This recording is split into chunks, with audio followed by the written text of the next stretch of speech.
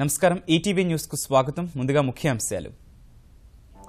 సమస్యలన్నీ పరిష్కరించుకున్నాకే తెలంగాణకు సచివాలయ భవనాలు. ఆంధ్రప్రదేశ్ మంత్రివర్గం నిర్ణయం. కేసీఆర్ సర్కార్ వినతిపై మంత్రివర్గ ఉపసంఘం. నేటి నుంచి తెలుగుదేశం జన చైతన్య యాత్రలు. ప్రకాశం జిల్లా నుంచి ప్రారంభించనున్న చంద్రబాబు. సభ్యత్వ నమోదుకు రంగం సిద్ధం.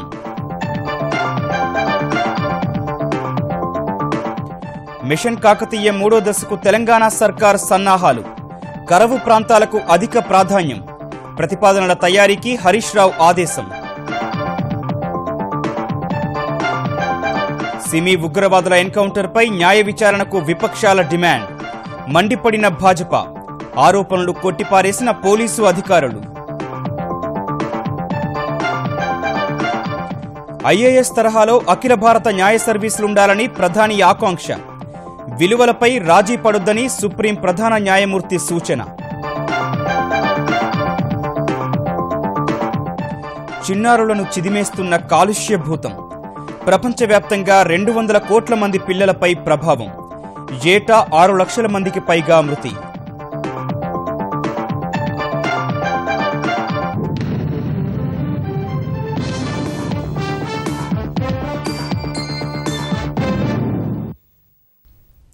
తెలంగాణకు సచివాలయ భవనాల అప్పగింత, కృష్ణా జలాల పంపిణీపై నిర్ణయాలు తీసుకునేందుకు మంత్రివర్గ ఉపసంఘాలను ఏర్పాటు చేస్తూ ఆంధ్రప్రదేశ్ మంత్రివర్గం నిర్ణయం తీసుకుంది. వివిధ శాఖల్లో కొత్తగా 500 పోస్టులను మంజూరు చేసిన మంత్రివర్గం వివిధ సంస్థలకు భూములను కేటాయించేందుకు అంగీకారం తెలిపింది. ఈజ్ ఆఫ్ డూయింగ్ బిజినెస్ లో మొదటి స్థానం దక్కడంపై ముఖ్యమంత్రి చంద్రబాబు నేతృత్వంలోని మంత్రివర్గం అభినందన తీర్మానాన్ని ఆమోదించింది. రాష్ట్రాన్ని మొదటి స్థానంలో నిలిపేందుకు కృషి చేసిన పరిశ్రమల శాఖతో పాటు అన్ని శాఖలకు మంత్రిమండలి అభినందనలు తెలిపింది. ఐఐపీపీ 2005-2010 పాలసీ ప్రకారం 62 జౌళి పరిశ్రమలకు విద్యుత్ రాయితీ 75 పైసల నుంచి ₹1కి, ఐఐపీపీ 2010-15 పాలసీ ప్రకారం 32 జౌళి యూనిట్లకు 75 పైసల విద్యుత్ సబ్సిడీ ₹2కు పెంచేందుకు అంగీకరించింది. కొత్తగా వివిధ శాఖల్లో 500 పోస్టులు మంజూరు, ఉన్నతికి మంత్రిమండలి అంగీకారం తెలిపింది. చిత్తూరు జిల్లాలో 160 హోంగార్డ్ పోస్టులకు, 13 జిల్లాల కలెక్టరేట్లలో ఏ నుంచి హెచ్ సెక్షన్లలో పనిచేసేందుకు 46 తహసీల్దార్ల పోస్టుల ఉన్నతికి ఆమోదం తెలిపింది. ప్రభుత్వ పాలిటెక్నిక్ కాలేజీలో బోధన కోసం 2 civil engineering, 1 mechanical engineering, super numerary lecturer పోస్టులు, ముఖ్యమంత్రి భద్రతా బృందంలో అదనంగా 290 పోస్టులకు మంత్రివర్గం ఆమోదం తెలిపింది. నెల్లూరు జిల్లా కోట మండలం కొత్తపట్నం గ్రామంలో రోజుకు 3000 టన్నుల సామర్థ్యంతో చక్కెర శుద్ధి కర్మాగారం స్థాపనకు, నెక్కంటి మెగా ఫుడ్ పార్క్ 52.22 ఎకరాల కేటాయింపునకు మంత్రిమండలి ప్రతిపాదించింది. విజయవాడలోని భవానీ ఐలాండ్ టూరిజం కార్పొరేషన్ ఏర్పాటుకు ఆమోదం తెలిపింది. విశాఖ జిల్లా మాకవారిపాలెం మండలం రామన్నపాలెంలో ఇంటిగ్రేటెడ్ ఫుడ్ ప్రాసెసింగ్ కాంప్లెక్స్ ఏర్పాటుకు ఫ్రిజీరియో కన్జర్వా లానా ప్రైవేట్ లిమిటెడ్ సంస్థకు 115 ఎకరాల భూమిని కేటాయించేందుకు ఏపీఐఐసికి అనుమతిచ్చింది. సర్దార్ వల్లభాయ్ పటేల్ కు మంత్రివర్గం నివాళులర్పించింది. పటేల్ జయంతిని జాతీయ ఐక్యతా దినోత్సవంగా పాటించాలని మోదీ నాయకత్వంలోని కేంద్రం నిర్ణయించడంపై మంత్రిమండలి మద్దతు ప్రకటించింది. కృష్ణా ట్రైబ్యునల్ ఇష్యూ కూడా ఫర్దర్ గా ఫాలో అప్ చేయడానికి ఒక కేబినెట్ సబ్ కమిటీ వేయడం జరిగింది. హైదరాబాద్ లో ఉన్నటువంటి సెక్రటరియట్ ఖాళీ చేసి మాకు ఇవ్వాలనేటువంటి ఒక లెటర్ గవర్నర్ ద్వారా వచ్చింది. ఆ లెటర్ ని డీటెయిల్డ్ గా డిస్కస్ చేశాం. ఏపీ రీఆర్గనైజేషన్ యాక్ట్ 2014 కింద వచ్చినటువంటి సమస్యలు వాటిని కూడా పరిధిలోకి తీసుకోవాలి. ఇది డిస్కస్ చేయడానికి, భవిష్యత్ ప్లాన్ తయారు చేయడానికి ఒక కేబినెట్ సబ్ కమిటీని కూడా గ్రూప్ ఆఫ్ మినిస్టర్స్ ని అపాయింట్ చేయాలని రాష్ట్ర కేబినెట్ తీర్మానించడం జరిగింది. పశుగ్రాస అభివృద్ధి విధానం 2016-2020 రూపకల్పనకు మంత్రివర్గం ఆమోదం తెలిపింది. అంతకుముందు షీప్ అండ్ గోట్ ఫెడరేషన్ ఉండింది. దాని స్థానంలో ఆంధ్రప్రదేశ్ రాష్ట్ర జీవమిత్ర ఫెడరేషన్ మేలుజాతి పొట్టేళ్ల కోసం పొట్టేళ్లు ఒక్కోటికి ₹1000 చొప్పున నగదు బహుమతి, రవాణా ఖర్చులకు మరొక ₹500 ఇవ్వాలని నిర్ణయించడం జరిగింది.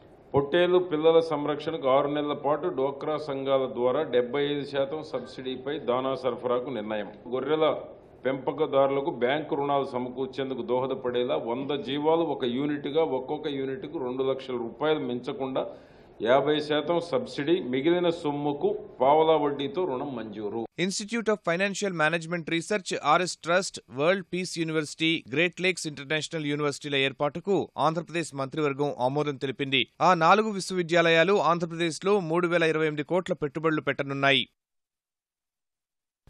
హైదరాబాద్ సచివాలయంలో భవనాలను తెలంగాణకు అప్పగించే విషయంలో ఘర్షణ వైఖరితో వెళ్లడం సబబు కాదని ముఖ్యమంత్రి చంద్రబాబు మంత్రివర్గ సభ్యులతో అన్నట్లు తెలిసింది. 7 ఏళ్ల సమయం ఉన్న భవనాలు తెలంగాణకు అప్పగించేశారన్న భావన ఆంధ్రప్రదేశ్ ప్రజల్లో తలెత్తకుండా చూసుకోవాలని అన్నట్లు సమాచారం. తెలంగాణతో అపరిష్కృతంగా ఉన్న సమస్యలను పరిష్కరించుకుంటూ భవనాలను అప్పగించడం సబబు అని ఎక్కువ మంది మంత్రులు అభిప్రాయపడినట్లు తెలిసింది. అమరావతి నిర్మాణ పనులు అనుకున్నంత వేగంగా జరగకపోవడంపై చంద్రబాబు అసంతృప్తి వ్యక్తం చేసినట్లు సమాచారం. రైతులకు స్థలాల కేటాయింపులో జాప్యం జరుగుతోందని, సిఆర్డీఏపై అసహనం ఆయన వ్యక్తం చేశారు. రహదారి పనులు ముందుకు సాగటం లేదని, పెట్టుబడులు పెట్టేందుకు వచ్చే వారికి సరిగా స్థలాలు చూపటం లేదని మండిపడినట్లు తెలిసింది. విశాఖ సమీపంలో రైతులు 500 ఎకరాలు భూ సమీకరణలో ఉడాకిచ్చేందుకు ముందుకు రావడంపై చర్చించిన మంత్రివర్గం వారికి సిఆర్డీఏ తరహా ప్యాకేజీ ఇవ్వాలని అభిప్రాయపడినట్లు తెలిసింది.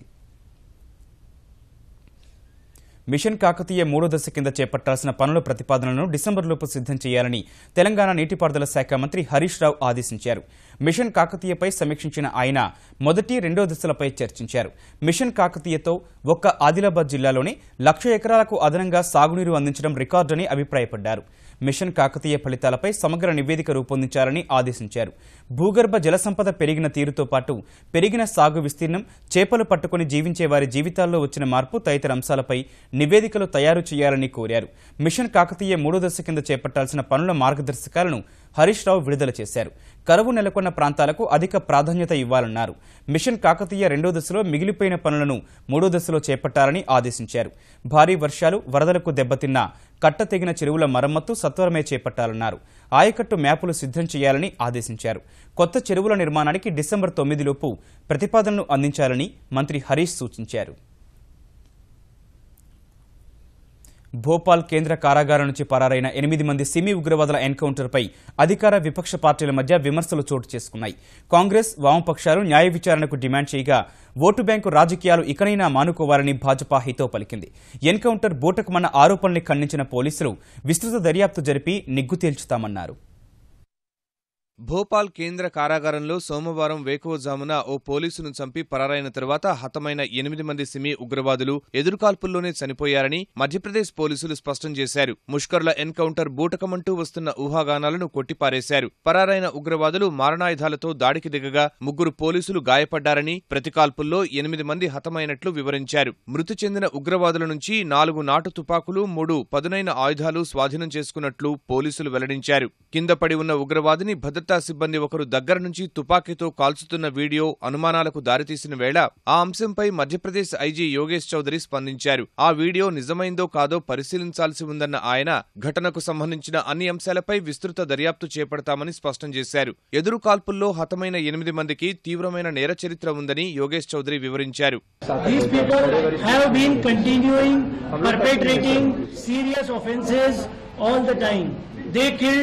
A police constable in 2008. They again killed a police constable in 2011. They committed serious bank dacoities during 10th of 2010, 2011. 2015, they were again had an encounter with the Telangana police in which 2 of their members were eliminated. Again, they were caught in Rourkela district of Orissa by Odisha police in January-February 2016. అటు భోపాల్ కారాగారం నుంచి పరారైన ఉగ్రవాదుల encounter పై విపక్షాలు సందేహాలు లేవనెత్తాయి. पर जो लगता है कि अचानक से चले गए ऐसी जेल से जो एक हाई सिक्योरिटी जेल है और कुछ घंटे में उनको केवल पकड़ा नहीं, उन्हें मार दिया. उन्हें मारा, अब उनसे कोई क्वेश्चनिंग नहीं हो सकती, कोई सबूत नहीं मिल सकता, उनका कोई स्टेटमेंट नहीं हो सकता कि क्या बात थी. तो इस पर पूरी जांच, एक फेयर जांच होनी चाहिए कि किस हालात में वो गए, भागे और किस हालातों में उन्हें मार गिराया. पहले मैं कहना चाहती हूँ, इनको सिमी आतंकवादी का करार देना ये अंडर ट्रायल थे, नंबर 1. नंबर 2, पहले बोले कि भाग गए एक साथ, उस समय बोले कि पत्थर फेंके, बाद में बोले हथियार थे उनके पास, और फिर उसके बाद एक साथ वो मारे जाएंगे. ये पूरा ये क्या उसके पीछे है, कैसे वो मारे गए, इस पर पूरे तौर पे एक प्रश्न चिन्ह लगता है. और इसलिए हम ये डिमांड, हमारी मध्य प्रदेश की कमेटी ये डिमांड करती है, निष्पक्ष जांच हो हाईकोर्ट जज के नेतृत्व में, हो, टाइम बाउंड हो। సిమీ ఉగ్రవాదుల ఎన్కౌంటర్ వ్యవహారంపై విపక్షాల వైఖరిని అధికార భాజపా తీవ్రంగా తప్పుబట్టింది. And now you have political parties sympathizing with terrorists, sympathizing openly with gangsters, dreaded gangsters, sympathizing openly with Kashmiri separatists, and all this is being done, mind you, with an eye on politics. A lot of these parties which indulge in perverse secularism actually do it with a hope that they can possibly appease a section of the electorate. I think it has not served them well in the past, but these parties persist with their vote bank politics.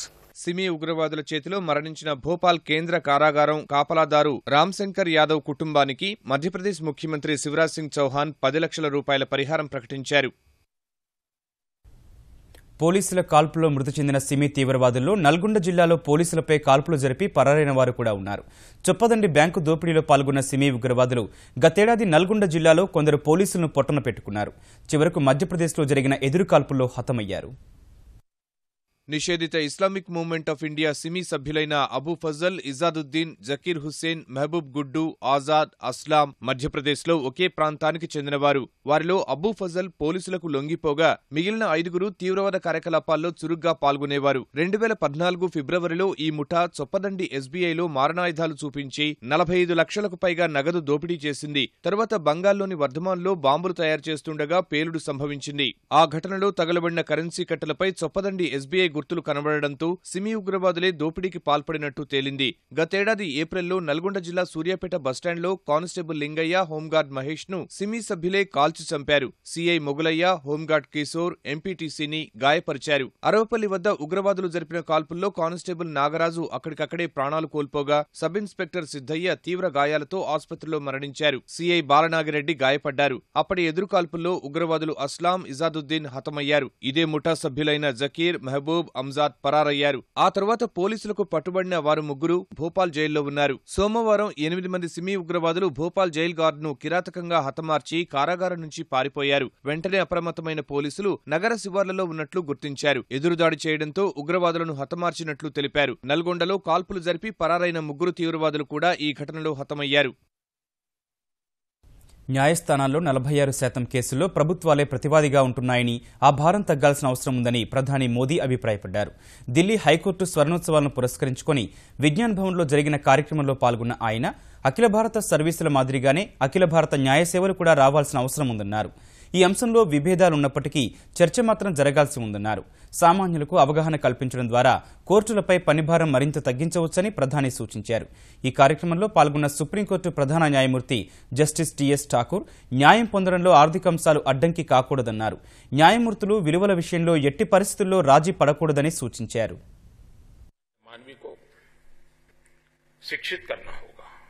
जितना ज्यादा शिक्षित कर पाएंगे उतना लाभ होगा.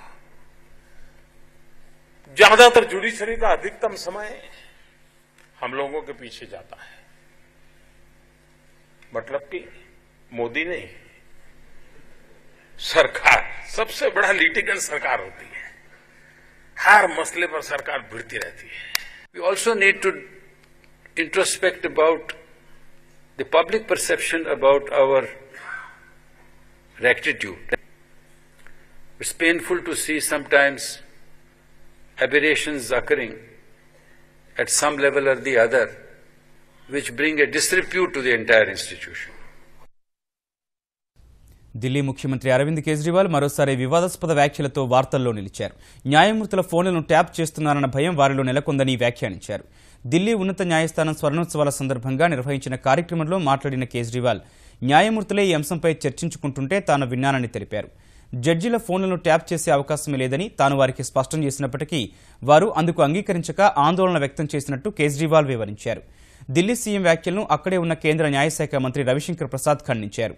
న్యాయ వ్యవస్థ స్వతంత్రత నరేంద్ర మోదీ నేతృత్వంలోని తమ ప్రభుత్వానికి ప్రధానమైనదన్నారు. ఆ విషయంలో రాజీ పడే ప్రసక్తే లేదని స్పష్టం చేశారు.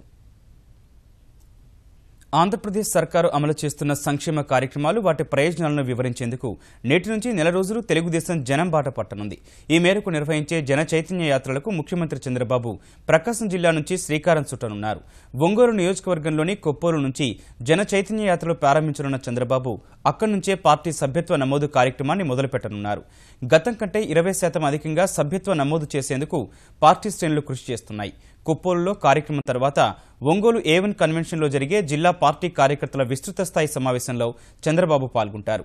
ప్రకాశం జిల్లా డ్వాక్రా మహిళలు అంగన్వాడీల వర్క్షాప్కు ఆయన హాజరవుతారు. ముఖ్యమంత్రి కార్యక్రమాలు జరిగే ప్రదేశాల్లో ఏర్పాట్లను ఆంధ్రప్రదేశ్ రహదారుల మంత్రి సిద్ధా రాఘవరావు పరిశీలించారు. మంత్రులు, శాసనసభ్యులు ఇతర జిల్లాల్లో ఈ యాత్రలు ప్రారంభించనున్నారు. ఈ యాత్రల్లోనే పార్టీ నేతల మధ్య ఉన్న వివాదాలు పరిష్కరించాలని అధిష్టానం భావిస్తోంది. ముఖ్యంగా వైకాపా నుంచి తెలుగుదేశంలోకి వచ్చిన శాసనసభ్యుల నియోజకవర్గాల్లో తలెత్తుతున్న వివాదాలను నాయకుల మధ్య సయోధ్య కుదర్చడం ద్వారా తొలగించాలనుకుంటోంది.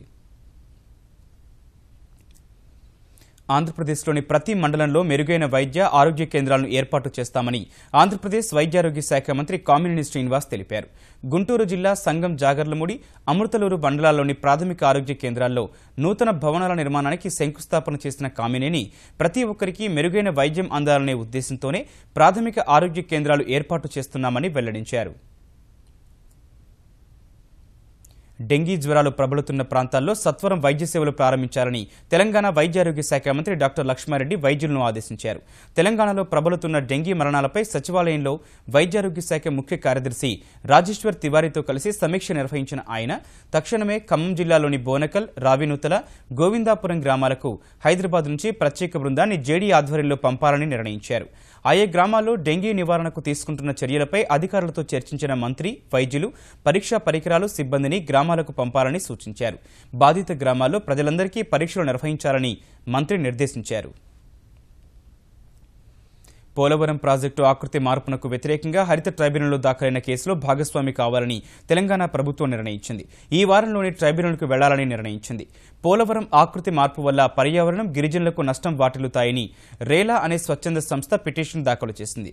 కేంద్ర అటవీ, పర్యావరణ శాఖ, పోలవరం ప్రాజెక్టు ప్రాధికార సంస్థలతో పాటు ఏపీ, తెలంగాణ, ఒడిశా, ఛత్తీస్గఢ్ ప్రభుత్వాలను ప్రతివాదులుగా పేర్కొంది. పోలవరం జలాశయం నుంచి బయటకు వెళ్లే ప్రవాహ సామర్థ్యాన్ని 36 లక్షల నుంచి 50 లక్షల క్యూసెక్కులకు పెంచుతూ ఆంధ్రప్రదేశ్ ప్రభుత్వం ఆకృతి మార్చిందని పిటిషన్ వేసిన రేలా సంస్థ ఆరోపించింది. ఈ నేపథ్యంలో పర్యావరణ ప్రభావంపైన, ఎగువ ప్రాంతంలో ముంపుపైన, ప్రాజెక్టు సమీపంలోని ప్రజల భద్రతకు జరిగే నష్టంపై అధ్యయనం చేయించాలని కోరింది. జనసేన అధ్యక్షుడు పవన్ కళ్యాణ్ తన ఓటు హక్కును హైదరాబాద్ నుంచి ఆంధ్రప్రదేశ్కు మార్చుకోవాలని నిర్ణయించుకున్నారు. పశ్చిమ గోదావరి జిల్లా కేంద్రమైన ఏలూరులో ఓటు నమోదు చేసుకోవాలని నిర్ణయించుకున్న ఆయన ఈ మేరకు అక్కడ నివాస భవనం చూడాలని కార్యకర్తలకు సూచించారు. ఏలూరులో ఓటు నమోదు చేయించుకోవాలన్న కార్యకర్తలు, అభిమానుల కోరిక మేరకే పవన్ కళ్యాణ్ ఈ నిర్ణయం తీసుకున్నట్టు తెలుస్తోంది. హైదరాబాద్లో సదర్ సమ్మేళనం ఘనంగా జరిగింది. దేశం నలుమూల నుంచి వచ్చిన దున్నపోతులను ముస్తాబు చేసి ప్రదర్శన నిర్వహించారు. అనంతరం దున్నలతో చేయించిన విన్యాసాలు ఆకట్టుకున్నాయి. వేలాదిగా హాజరైన యాదవ యువత సహా నగర పౌరులు ఉత్సాహంగా నృత్యాలు చేశారు.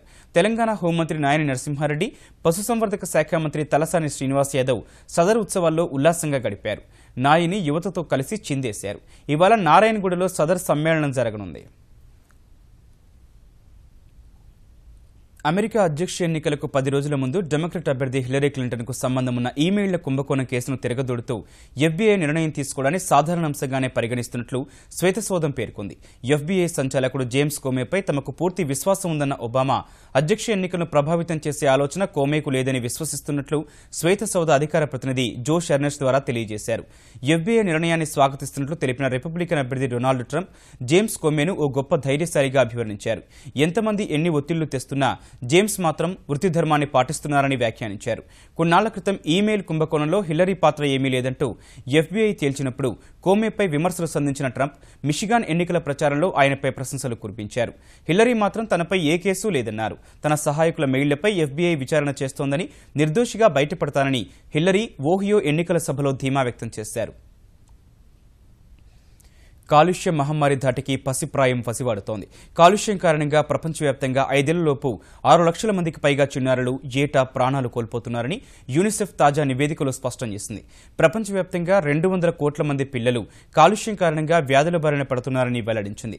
2012లో ప్రపంచవ్యాప్తంగా మొత్తం మృతుల్లో ప్రతి 8 మందిలో ఒకరు వాయు కాలుష్యం వల్లే చనిపోతున్నట్లు నివేదికలో వెల్లడైంది.